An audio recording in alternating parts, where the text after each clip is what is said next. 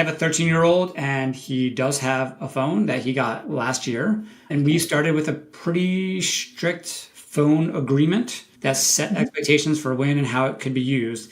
And even before that, we talked a lot about like, what is it that we need to see before we even consider giving you a phone? And I posted it on the refrigerator so you could see like, I love it. Here are the things you need to do before we can get you a phone. By the way, kids are very motivated by this. So like, get ready for them to be like really good rule followers. Can you give some examples of what he needed to do? Some of these are really basic. It's like for us, I was like, oh, can you take care of your belongings? Like if you're constantly leaving stuff at school or like losing things, like I'm not sure a phone is for you yet. Can you already follow the screen time rules that we have in the house? If we're already fighting like constantly about it, like that's not a good sign that it's going to get better with a cell phone. Things like, do you already do your chores and your homework without me having to remind you all the time? A really big one for me was, can you put your device down when somebody is talking to you? And take your headphones down as well. Because, he has an iPad and like, I want to make sure that when I'm chatting with him, that he's not engrossed in that while he's having a conversation with me, that he knows how to pause it and look up and talk to me.